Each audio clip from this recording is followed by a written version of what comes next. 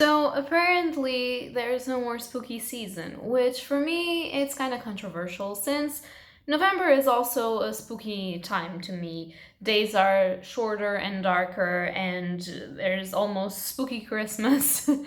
I don't know, I don't want this feeling to end. I have read some horror, but I haven't read as much horror as I wanted to, and so for that reason alone, I think I will keep going with the spooky vibes for at least one more month, but let's get into this wrap up.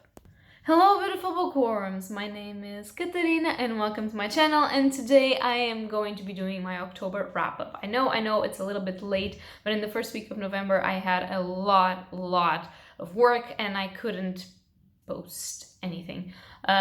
So I'm doing it now. I hopefully still on time for you guys, but yeah, we will see. So without further ado, let's get into it. I read a lot of ebooks. I listened to a narration of a story, and I have read 3 physical things, one of which is not here, so it's going to be presented as an ebook, but let's just go. So the first thing that I want to mention, that I always like to mention in my wrap-ups when I do listen to them, is I listened to the 6th volume of the Bleeding Ground series, and that was the Canary Cage by Mason from the channel Mason in the Dark. I am always stating this, but you guys, if you don't know Mason's work as an author, you should definitely know his works. I am going to leave link up above the playlist for the Bleeding Ground universe, and I fucking recommend you to listen to this. It's a multi-genre, incredibly character-based, developed, world-built thing that you absolutely have to get to know. And Mason just does this work perfectly. He narrates everything, and the sounds that are there and all of the intricacies of the characters and the detail of the writing style is just one of my favorite writing styles at the moment. So if that says anything, it does say that you should go and listen to it. Also, while you're at it, follow his channel, because it's criminal how he has so little subscribers when he should be someone that has like 20,000 subscribers at this point, because he's just so fucking incredible in every shape and form of the content that he does and as a person. So if you can, just go there, subscribe, listen to his works. You will not regret it, I promise. After that, I have read some comics. I have read the 60th issue of Saga by Brian K. Vaughan and Fiona Staples. I like this issue. I feel like the emotions are finally coming back, those amazing gut-wrenching emotions that Saga is able to portray. However, for some reason, I am not into this arc as much as I was into the other ones, probably because the ending of the last arc was something short of incredible and of messy and made my heart broke, and then I had to wait so fucking long for this new arc. And apparently it's going to be a hiatus again, so who the fuck knows when we'll have more Saga, but it was enjoyable. I enjoyed it. That's what I have to say. I also have to say that the representation in those comics is amazing. You have a lot of different races, you have a lot of different genders and a lot of different sexual orientations, and it's incredible. I really enjoy it for that reason, at least. I also read the first issue of Parker Girls by Terry Moore. If you don't know, Terry Moore is the author of Strangers in Paradise, which is an amazing graphic novel series. And now Parker Girls, as some of his other series, like they're pretty much all interconnected at this point. It's kind of a Moore universe. But this series specifically has a lot to do with stuff that we know from Strangers in Paradise and others. I enjoyed this first one. I cannot wait to read more of this work. Yeah, I don't have a lot to say at the moment since I only read 1 issue and they're criminally short. But yeah, it was an enjoyable moment. I have also read physically, however it is not here, and so I will present the cover here. I read Rosen Blood Volume 4. I can't remember the author's name to save my life. However, it will appear here in the thingy. It's a manga, and I am really enjoying it. It's my trashy vampire thingy at the moment in manga, and I am really enjoying it. We had an actual plot twist, and we have things moving forward instead of backwards as they were in the last volume, I think. So it's pretty enjoyable. We are seeing character development. We are seeing something.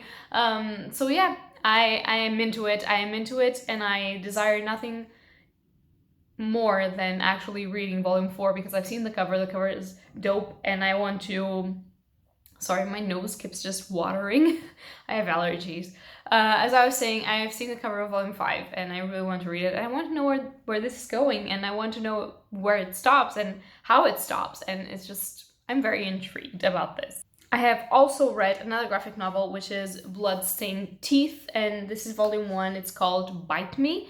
This is by Christian Ward, Patrick Reynolds, Heather Moore, Hassan Otsmane, and Eljau, if this is how you pronounce it. I hope it is. So this is basically a story about this world where vampires are real, and vampires are descended from vampire families, so they are like originals. But then one of the firstborn vampires decides that for money he's going to turn humans into vampires too.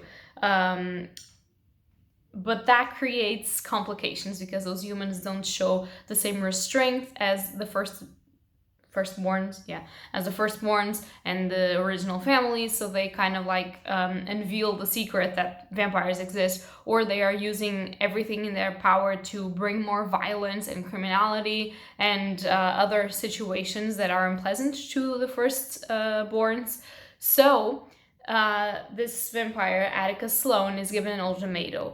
Either he hunts down all of his children, so the vampires that he formed, and kills them, or he will be murdered by the firstborns. So it's very, very interesting, especially because the firstborns are like any aristocratic family and they do have a fucking secret, and this is why they put Atticus Sloane in this predicament, and not especially because they are afraid of the consequences of being known.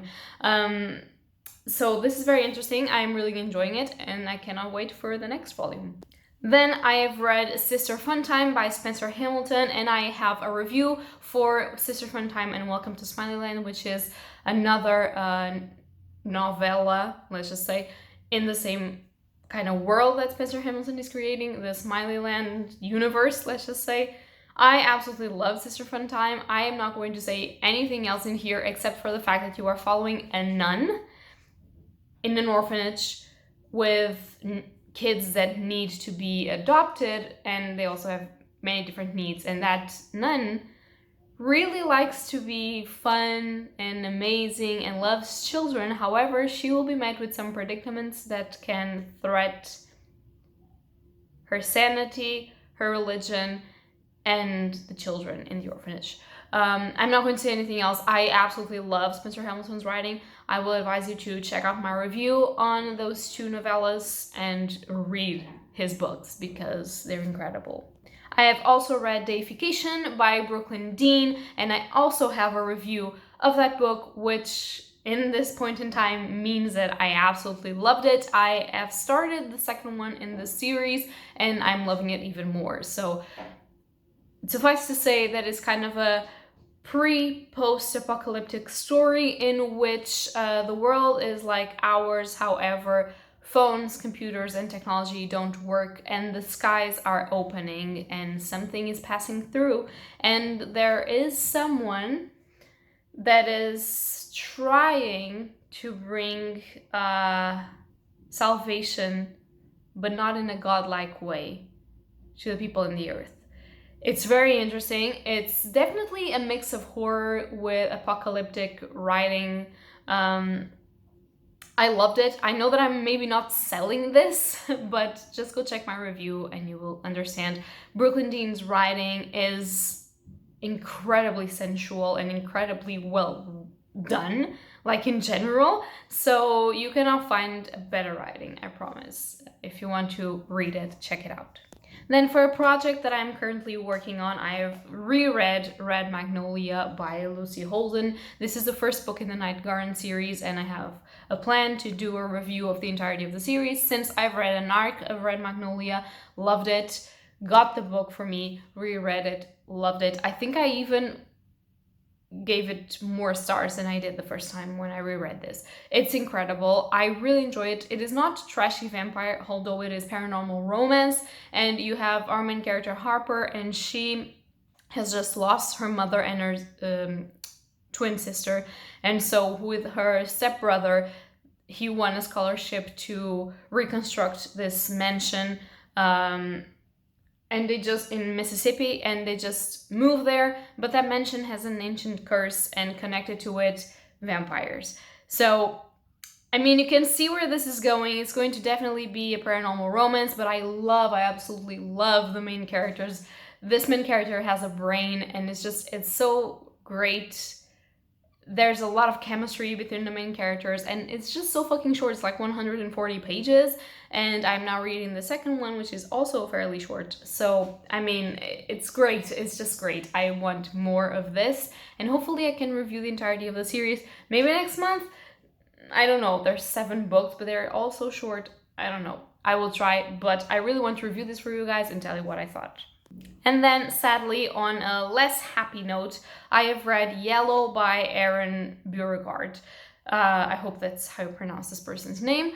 I didn't like this, and this is fairly strange because it is a revenge story. It is about this dude. He and his wife live in the wrong side of the tracks, but they're really, like, cowardly like people, and they just want to have their living with this shop that they have selling tobacco and other things. And one day, because he forgets something about one of his customers, which is like the wrong type of people,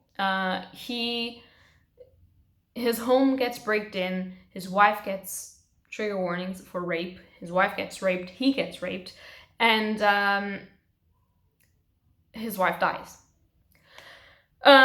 So after this, we are supposed to see the psyche of this man develop into complete and utter grandiosity thinking, and just blaming himself for everything, and just be like, I have to kill all of the people that were connected to the fact that we were raped and my wife died, and that my home was breaked in. And so he kind of decides to be like, I don't know, a vigilante of sorts, and kill all of the people that he knows treated him and the people that he liked wrong in that city, and that are pieces of trash in the city. And it's just so... And I love revenge stories. Some of my favorite stories are The Count of Monte Cristo, The Crow, and a lot of those. But this one was just so fucking over the top. Like, there were things that he would never have survived, specific things, and he would never have the fucking ability to actually do those things. And I don't know why, but there was this part, and I know that this has to do with the psyche of our main character, this man that sees himself as a piece of shit. But when they are raping his wife, and I'm sorry, but I'm going to spoil this, when they are doing that, there's a part where he looks at her and he swears that she's like laughing because she's enjoying it, because the other man's penis is way bigger and better than his. And I could not move past that. And I know that I don't criticize the author, because I understand that he's trying to show a broken psyche of a man that feels inferior to everyone else. But I cannot for the life of me, like, keep reading with a straight face when somebody fucking states that a woman is enjoying being raped. I'm sorry. So that, which happens in the beginning, just tainted the entirety of the thing for me. And then every time that I see his psyche like derailing, I was like, yeah, sure, these thoughts make sense, but there is no fucking way that you would actually do this. Like, how did you get... How? You know? I'm so sorry. I couldn't even breathe properly. it's just so surreal, and it's supposed to be, I think, splatterpunk, and I'm okay with gore and violence, which this one had a lot. And if you don't like to hear like about blood, gore, violence, dismemberments, use of many tools for a lot of different and terrible things done to the body, then don't fucking read this. Like, this is fucking aggressive, but I'm okay with that. Like, I watched the entirety of the Saw franchise and enjoy it, to an extent, okay? But it make no fucking sense to me. I was like, this person, the only way that this book would have made sense to me was if he was like dying and this was like his death wish and death scene. I don't know. It wouldn't even make sense that way. I don't know. But it's not the author's fault. But I've seen a lot of good reviews for this book. So if splatter and what?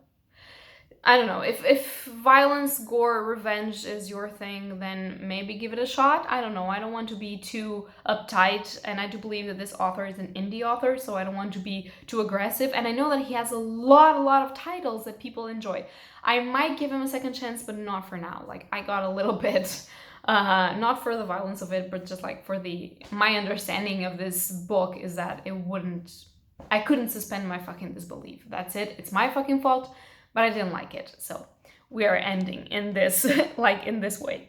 So that's going to be all for this video. I hope you guys enjoyed it. If you like it, leave a like or subscribe, and tell me down below if you've read any of these books, if you like any of these books or hate any of these books, and if you have some horror books or some manga or anything that you want me to read and recommend. I might be able to do like a Rex or what people want me to read video eventually. I don't know, just tell me something in the comments down below. I love to chat. So yeah, that's going to be all for today, and happy readings to you all. Bye!